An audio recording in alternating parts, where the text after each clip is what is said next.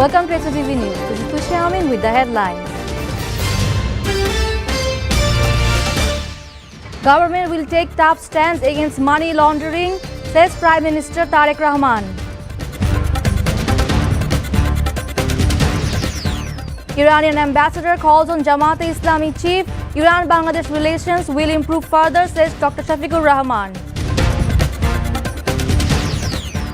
And only 2% allocation to renewable energy in proposed budget, says CPD.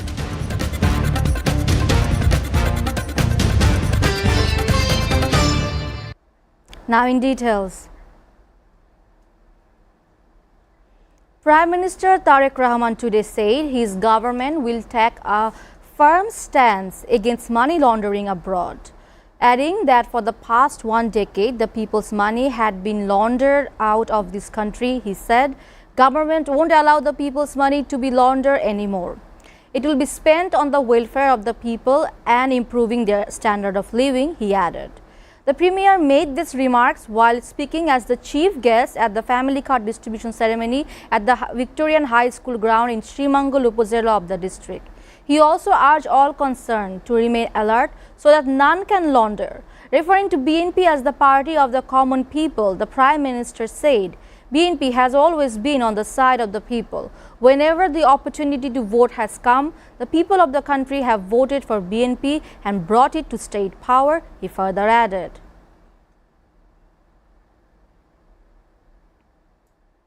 Iranian ambassador to Bangladesh today called on the opposition leader and Bangladesh Jamaat-e-Islami chief Dr. Shafiqur Rahman. The meeting discussed bilateral relations between the two countries, trade and various contemporary issues in the Muslim world.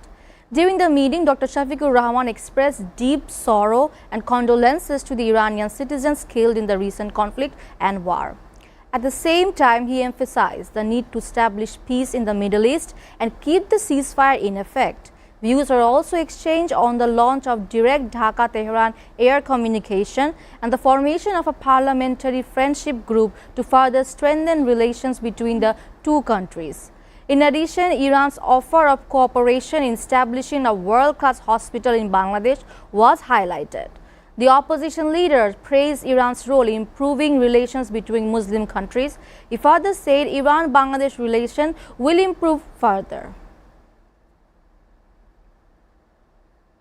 The government is set to establish free trade zone across the country as part of a strategy to expand international trade, attract domestic and foreign investment, strengthen supply chains and support industrial development.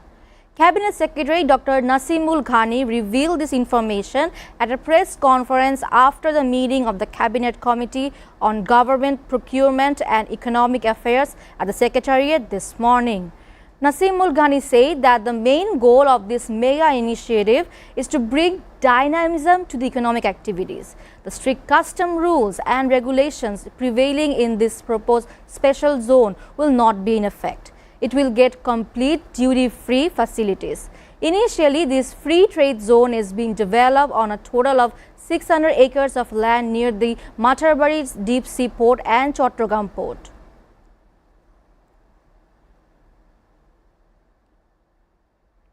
Center for Policy Dialogue today said 98% allocation of the energy sector had been given to fossil fuel. Measures towards different types of energy should be addressed before passing the proposed finance bill.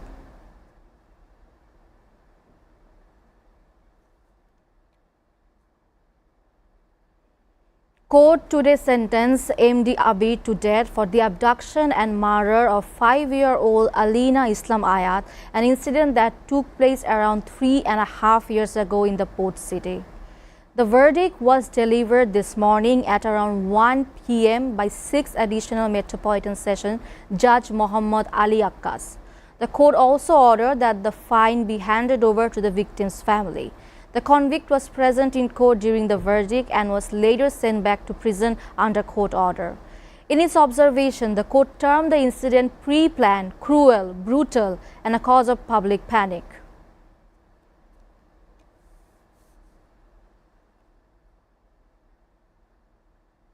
Viewers, taking a short break, please stay with us.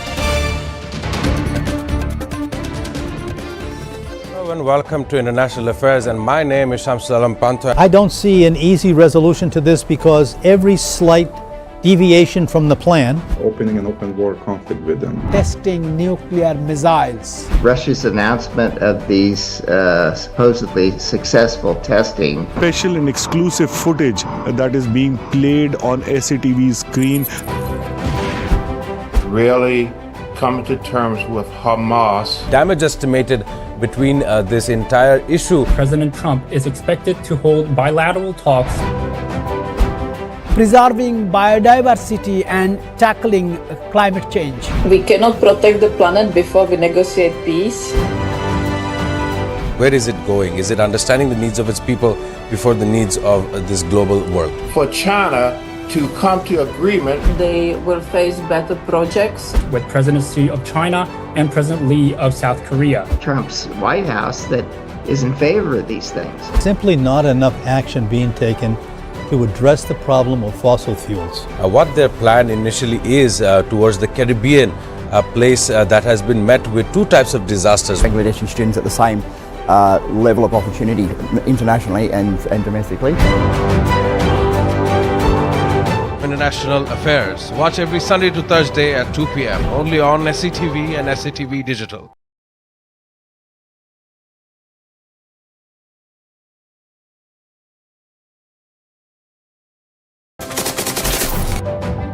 Hello and welcome to International Affairs, and my name is Shamsul Alam Pantha. I don't see an easy resolution to this because every slight Welcome back. You're watching SATV News. Now, news from abroad. Doubts swirled around the US-Iran interim deal to end the war in the Middle East, with warnings that shipping and energy exports could take weeks to recover.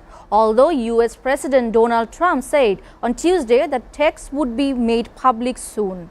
The interim deal would extend a tenuous ceasefire announced in April by another 60 days and reopen the Strait of Hormuz, which Iran has effectively blocked since the US and the Israel attacked Iran in February, Trump said.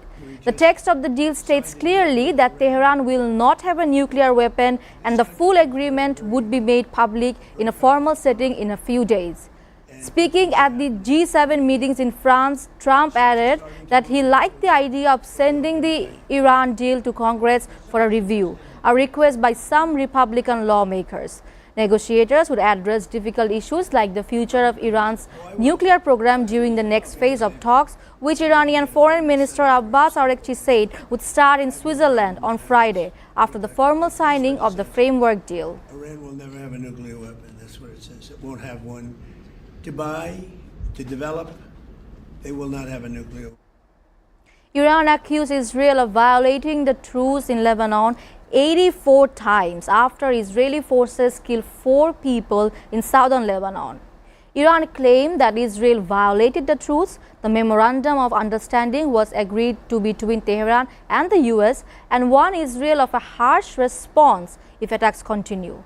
Despite a ceasefire and a recent understanding between the United States and Iran to end the war on all fronts, multiple Israeli strikes have killed people in southern Lebanon's Nabatea governorate.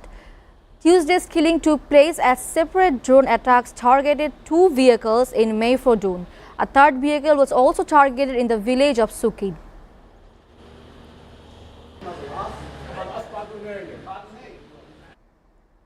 Israel has seized planning and construction powers at a Jewish and Muslim shrine in the occupied West Bank from the Palestinian Authority, scrapping an agreement in place since the 1990s, Finance Minister Bezalel Smotrich said on Tuesday.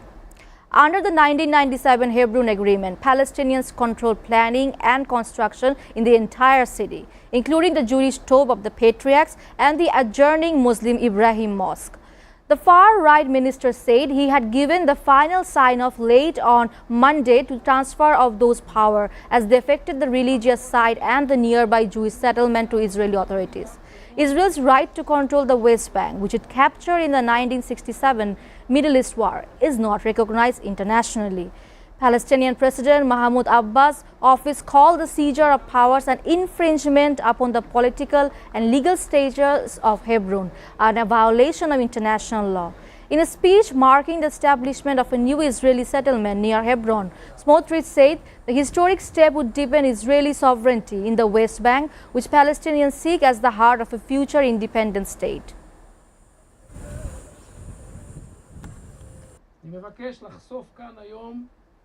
The leaders of the G7 countries said on Wednesday they stand united to support Ukraine, including its territorial integrity, and agreed to increase the pressure on the Russian war economy.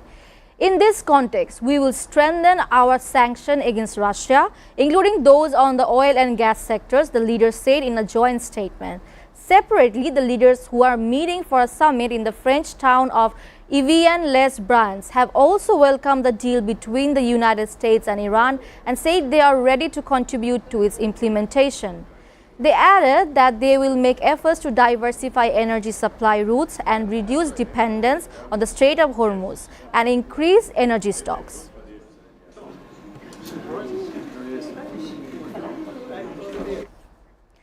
A Russian attack on the southeastern Ukraine city of Zaporizhzhia killed one person, injured 7, and set ablaze a residence and a shopping center, officials said late on Tuesday. National police said a wave of dozens of drones killed one person in his car and 7 others were injured. Regional Governor Ivan Fedorov said there had been 5 strikes on the city.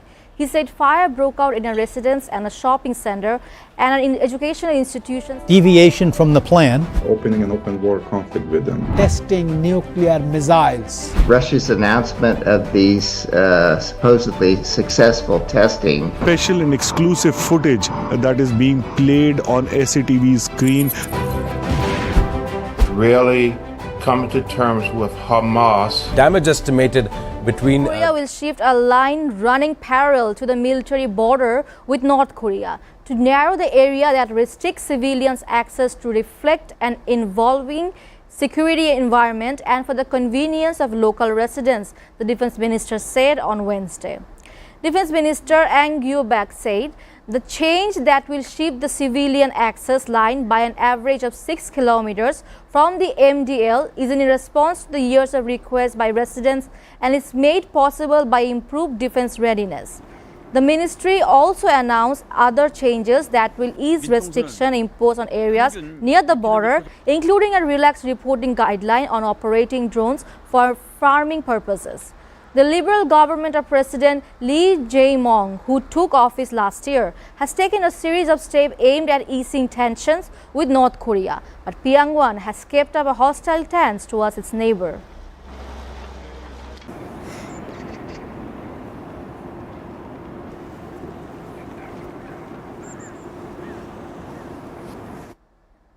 The U.S. military attacked a boat accused of smuggling drugs in the eastern Pacific Ocean on Tuesday, killing 1 man and leaving 2 survivors as the Trump administration continues its months-long campaign against alleged traffickers in Latin America.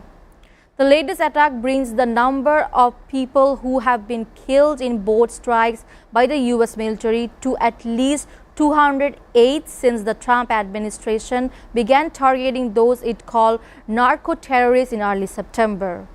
As with most of the military settlements on strikes in the eastern Pacific Ocean and Caribbean Sea, U.S. Southern Command said it targeted the alleged drug traffickers along known smuggling routes. The military did not provide evidence that the vessel was ferrying drugs. Southern Command said it immediately notified U.S. Coast Guard to activate the search and rescue system for the survivors.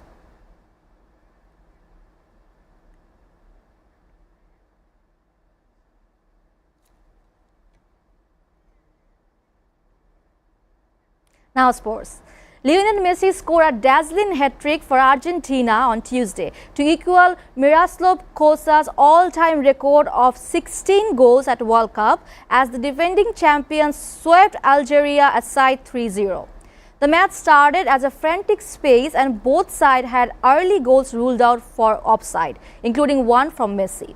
However, Argentina took the lead when Rodrigo de Paul played a beautifully measured through ball, using which Messi produced a majestic finish from distance in the 17th minute. Despite touching the ball, Algeria goalkeeper Luka Zidane, the son of Zinedine Zidane, failed to keep it out. This entire issue. President Trump is expected to hold bilateral talks preserving biodiversity and tackling climate change. We cannot protect the planet before we negotiate peace.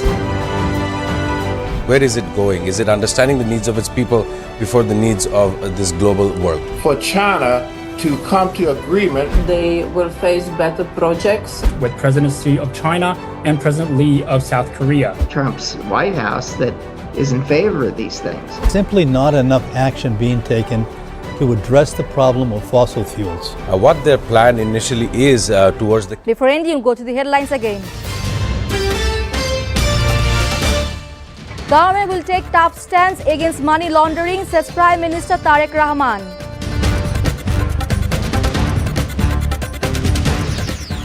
Iranian ambassador calls on Jamaat-e-Islami chief. Iran-Bangladesh relations will improve further, says Dr. Shafiqur Rahman.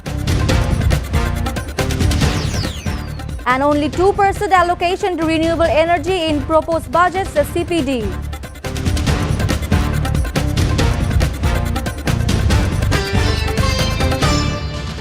You're updated with the top stories so far here on SATV, and to know the latest news, visit www.satv.tv. Stay with SATV.